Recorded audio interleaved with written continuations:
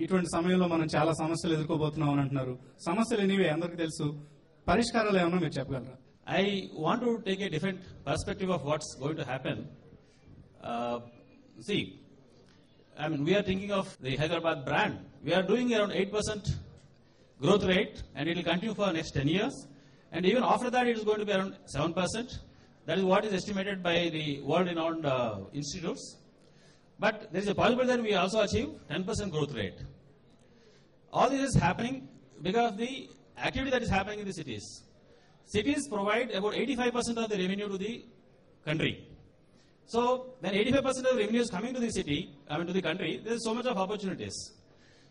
As per the reports, the present dwelling units in the urban cities are around 22 millions, which is likely to go. And let us see what's going to happen for the next 20 years. Please, I think we should not look at what's happening now, or let us forget about next 1 or 2 years what's going to happen. But what are the opportunities which we have for the next 20 years if you see? As I said, there is, right now about Hyderabad has got 25%. In AP, 25% of the population is in the cities. But the estimated thing is by 2030, the percentage of population who is going to be in the cities is going to be 40%. In the cities are going to be 40%.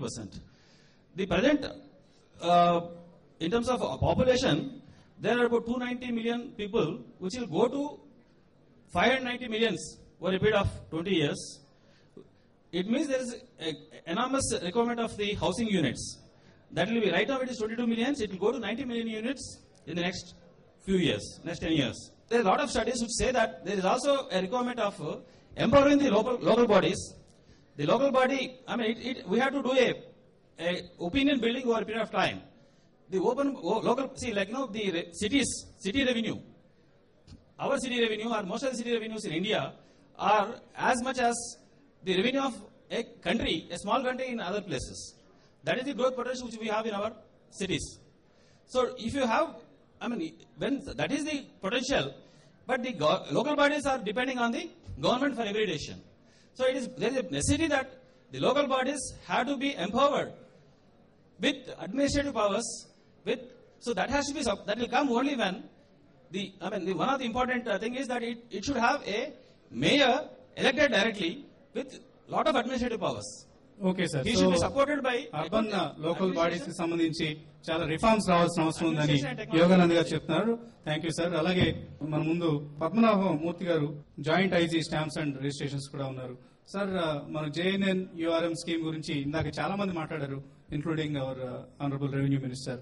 అయితే ఇంత పెద్ద ఎత్తున JNN URM నుంచి నిధులు సమీకరిస్తున్నప్పుడు వాళ్ళు పెట్టిన conditions కూడా మనం కొంత ఆనర్ చేయాల్సి ఉంటుంది. స్టాంప్ డ్యూటీని ప్రత్యేకించి తగ్గించమని వాళ్ళు ఎప్పటి నుంచి అడుగుతున్నారు మనల్ని. ఇది ఎప్పటిలో అమలయ్యే అవకాశం ఉంది? ఇప్పుడున్న 7.5-8% నుంచి 5% తగ్గించాల్సిన అవసరం ఉంది. ఎప్పటిలోగా తగ్గించే అవకాశం ఉంది రాష్ట్ర ప్రభుత్వం వైపు నుంచి? స్టేట్ వైడ్ ఆల్ స్టేట్స్ లో కూడా స్టాంప్ డ్యూటీ తగ్గిస్తూ రావడం అనేటువంటి ఒక ప్రతిపాదన క్రమేపీ తెచ్చారు. ఆ భాగంగానే ఫస్ట్ ఫేజ్ లో 13% ఉండేదాన్ని 9% చేసుకున్నాము. తర్వాత ఈ ఇటీవల కాలంలో ఈ జుర్నాం ఫండ్స్ కు వీటికి డెవలప్మెంట్ దీనికి చేసినందువలన తప్పకుండా వాటికి తగ్గించాలనేటటువంటి నిర్ణయం దేశవ్యాప్తంగా తీసుకున్నారు. కాబట్టి దానికి తప్పకుండా జరిపేది జరుగుతుంది. దాంట్లో ఫేజెస్ గా జరపాలనేటటువంటి ఒక ప్రతిపాదన సెంట్రల్ గవర్నమెంట్ వారు ఆమోదించలేదు. కాబట్టి ఆ ప్రతిపాదనకు అనుగుణంగా ఒక నిపెప్ ఫైనల్ డెసిషన్ తీసుకుని అనతి కాలంలోనే మీకు వెసులుబాటు కలిగజేయచ్చు. ఇప్పటికే రియల్ ఎస్టేట్ జుర్నాం ఫండ్స్ తో నిమిత్తం లేకుండా 1200 స్క్వేర్ ఫీట్ బిలో అనేటటువంటిది 1/1/2009 నుండి 31/12/2010 వరకు కంప్లీట్ గా బేసిక్ స్టాంప్ డ్యూటీ ఏదైతే ఉందో దాన్ని ఇప్పటికే తగ్గించడం జరిగింది. తర్వాత ఈ టీడీ కూడా ఏదో తగ్గించే ప్రయత్నాలు జరుగుతూ ఉన్నాయి. కాబట్టి 1200 స్క్వేర్ ఫీట్ అండ్ బిలో అనేటటువంటిది వీటన్నిటికీ ఏ కేటగిరీ అయినా కానీ, లగ్జరీ కానివ్వండి, అఫోర్డబుల్ కానివ్వండి, లేకపోతే డీలక్స్ కానివ్వండి, ఏదైనా కేటగిరీ అయితే దానికి తగ్గించడం జరిగింది. అట్లాగే అనేకమైనటువంటి లీజ్ అగ్రిమెంట్స్ వాటన్నింటిలో సింప్లిఫై చేయాలి, రీగ్రూపింగ్ చేయాలనేటటువంటి ప్రతిపాదనలు కూడా క్రమేపీ చోటు చేసుకుంటా ఉన్నాయి. తర్వాత ఈ డిపాజిట్ ఆఫ్ టైటిల్ లీడ్స్ అనేటటువంటిది ఈ బ్యాంక్స్ లో చేసేటప్పుడు రిజిస్ట్రేషన్ ఫీజు మాక్సిమం 1,000 రూపీస్ అని చెప్పేసి దాన్ని కూడా నిర్ణయించడం జరిగింది. ఇదంతా జరుగుతూ ఉన్నాయి. తర్వాత ఇంకోటి సప్లిమెంటల్ అగ్రిమెంట్ గురించి ఒకటి అడిగారు. అది ఏమంటే that is only question of fact అనమాట. ఏమైనా చిన్న ఇష్యూస్ ఉంటే వాటిని మార్చుకోవచ్చు, కానీ బిల్డర్ పేరు కానీ లేకపోతే బిల్డర్ షేర్ కానీ లేకపోతే ఇటువంటి మౌలికమైనటువంటి మార్పులు చేయాలని అనుకుంటే మాత్రం ఫ్రెష్ డీడ్ గా ట్రీట్ చేయబడుతుంది. దాన్ని అధిగమించడానికి కూడా గవర్నమెంట్ ప్రతిపాదన చేస్తా ఉంది. తర్వాత సెక్షన్ 4 న్యూ స్టాంప్ యాక్ట్ ఒకటి రూపొందించాలని ప్రయత్నం చేస్తున్నారు. దాంట్లో ఇప్పుడు ప్రశ్న సెక్షన్ 4 లో only sale, mortgage and settlement ఉన్నాయి. ఇప్పుడు అన్ని ట్రాన్సాక్షన్స్ కు విస్తరించేస్తే సప్లిమెంటల్ అగ్రిమెంట్ కూడా ఇంతకు ముందు కట్టినటువంటి స్టాంప్ డ్యూటీ మినహాయించుకుని తదుపరి స్టాంప్ డ్యూటీ పే చేసేటటువంటి అవకాశం కూడా ఉంటుందన్నమాట. టిఎస్ రావు గారు ఫైనల్ గా ఏం చెప్పదలుచున్నారు మీరు? ఇంతకుముందు మాట్లాడిన పెద్దలందరూ కూడా కాంటెంపరీ పొజిషన్ రియల్ ఎస్టేట్ లో కానివ్వండి, ప్రాపర్టీ డెవలప్మెంట్ లో కానివ్వండి మాట్లాడారు, సమస్యలు కూడా చెప్పారు. నేను 2-3 విషయాలు చెప్పదలుచుకున్నాను.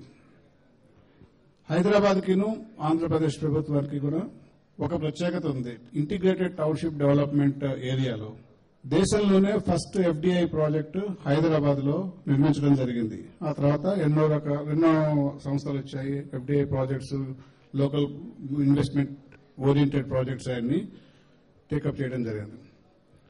ముఖ్యంగా 2 విషయాలు నేను చెప్పదలుచుకున్నా అండి. ఈ ప్రాజెక్టు నిర్మాణంలో మనం ఎన్నో ఇబ్బందులు ఎదుర్కొంటున్నాము. ఒకవైపేమో కస్టమర్స్ నుంచి ప్రెషర్ ఫర్ ఎర్లీ డెలివరీ, రెండో వైపేమో delays are happening basically because of one single reason, that we are unable to get authority approvals in time. So అందుకని గవర్నమెంట్ వారు కనుక ఒక సింగిల్ విండో అథారిటీ క్రియేట్ చేస్తే అన్ని అప్రూవల్స్ అదే ఏజెన్సీ కనుక ఇవ్వగలిగితే టైం డిలేస్ చాలా వరకు తగ్గుతాయి. నెంబర్ 1. నెంబర్ 2, అట్లాగే రెగ్యులేటరీ అథారిటీస్ మెనీ ఉన్నాయి.